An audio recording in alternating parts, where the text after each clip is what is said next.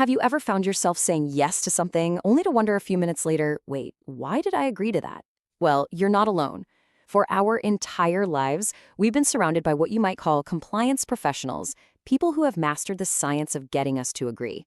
In this explainer, we're going to pull back the curtain on the psychology of persuasion and look at the hidden levers they use. So here's how we're going to break it all down. First, we're going to look at our own automatic behaviors, the weird, pre-programmed ways we react. Then we'll get into the specific psychological levers that trigger those behaviors. And finally, we'll talk about how you can spot them and build up a defense so you're the one making the choice. You know, the whole world of influence really hinges on one core idea that psychologist Robert Cialdini calls the click-whirr response. It sounds kind of mechanical, and that's the point. It's a pattern that explains so much about why we do things without even thinking. And that really is the big question, isn't it? The world is just incredibly complicated.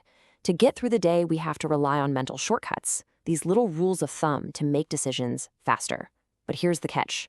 Savvy people know exactly how to trigger those shortcuts, getting our automatic behaviors to kick in before we even know what's happening.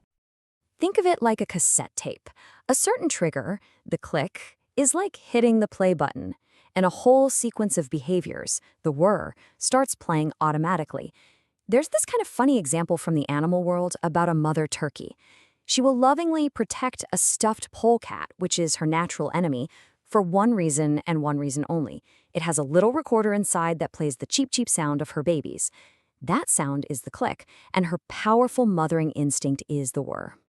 And trust me, we have these exact same tapes. There's a famous story about a jewelry store that just couldn't sell some turquoise pieces.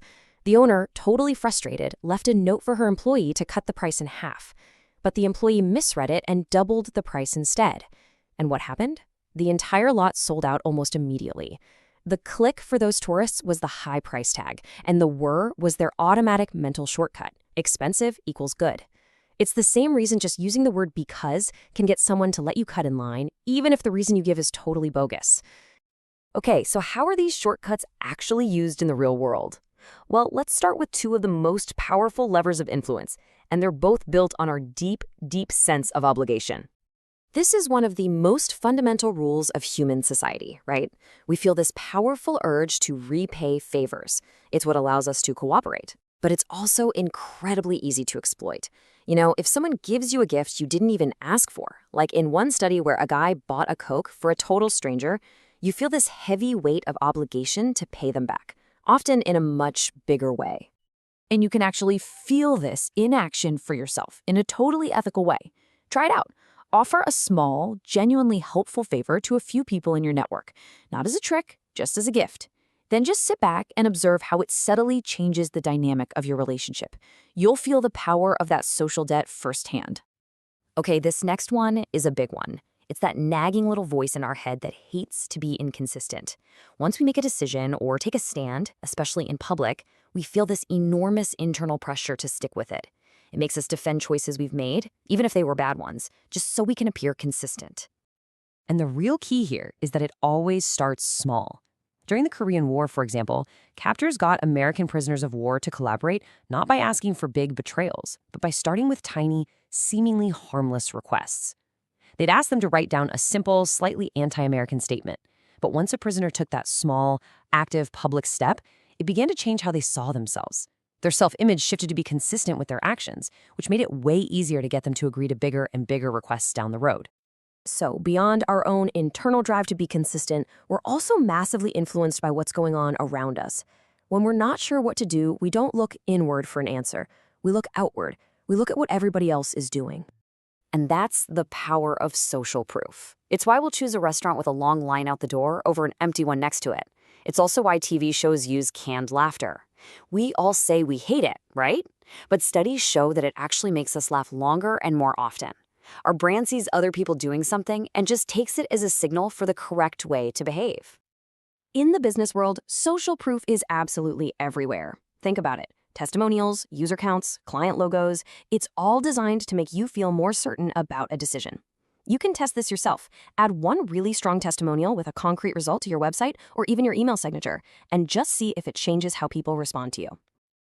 All right, on to the final three big levers. I tend to group these together because they're all about concepts of power and personal appeal, and they are some of the most common tactics you're going to see every single day.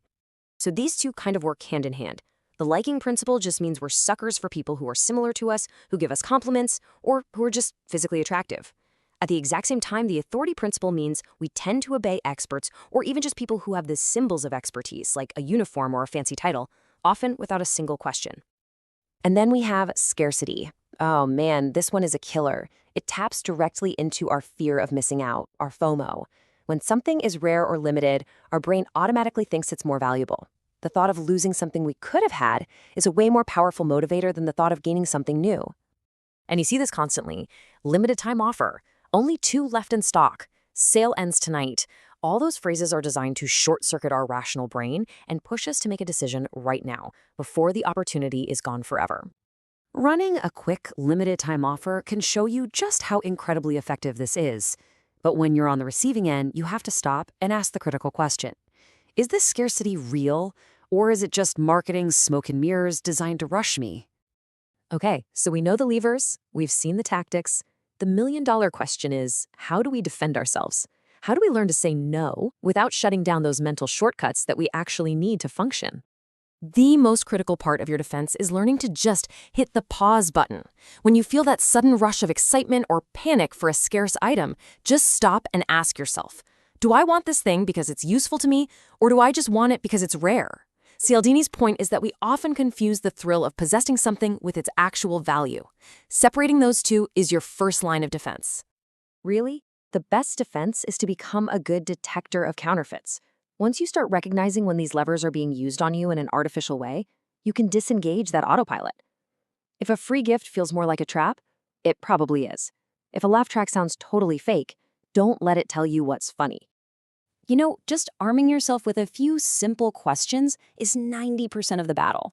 When you feel that pull of obligation or that urge to go along with the crowd, just pause and ask, is this for real? Is this still the right choice for me right now? That simple act takes you out of that automatic click, whirr reaction and puts you back in the driver's seat. Look, knowing this stuff is one thing, but seeing it and feeling it for yourself, that's when it really sinks in. The best way to internalize these principles is to see them in action in your own life. So here's your challenge for this week. Run a little experiment. First, pick one lever, like reciprocity, and apply it ethically. Maybe offer a genuine, no-strings-attached favor to someone. At the same time, pick one defense to practice, like questioning the real expertise of an authority figure. Just take some notes on what happens. These 6 principles are the foundation, and Cialdini has even added a 7th called unity about shared identity, but mastering these is the key.